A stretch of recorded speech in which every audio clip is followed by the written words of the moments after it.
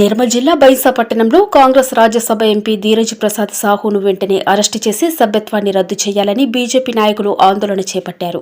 స్థానిక అంబేద్కర్ విగ్రహం ఎదుట నల్ల బ్యాడ్జీలు ధరించి నిరసన తెలిపారు.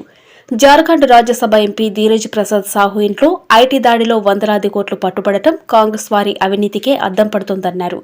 కాంగ్రెస్ పార్టీ అంటేనే అవినీతికి మారుపేరు అని ఎద్దేవా చేశారు.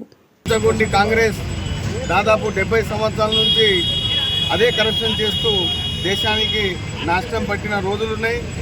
కరప్షన్ ముక్త భారత్ నా ఖావుంగా నా ఖానుంగా మోదీ నినాదంతో మనము ఈ పెద్ద చేపల్ని పట్టుకుంటున్నాం.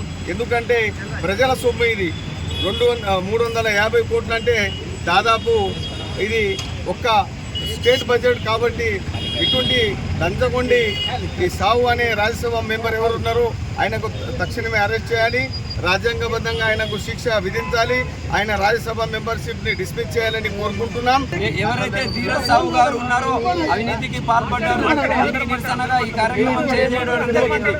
అదే విధంగా ఈ ధీరజ్ సాహు గారు రంగనాథి లాగా మొన్న పెట్రోల్ ధరలు పెరిగాయని చెప్పి సైకిల్ మీద వచ్చి పెట్రోల్ ధరలు పెరిగాయని చెప్పారు. ధీరజ్ సాహు గారు మేము మీకు ఒకటే చెప్తున్నాము, ఏదైనా పెట్రోల్ ధరలు పెడితే 100 కోట్ల డబ్బులు ఉంచుకొని మీరు ఈ సైకిల్ మీద వచ్చి నంగనాచి వేషాలు వేయకూడదు.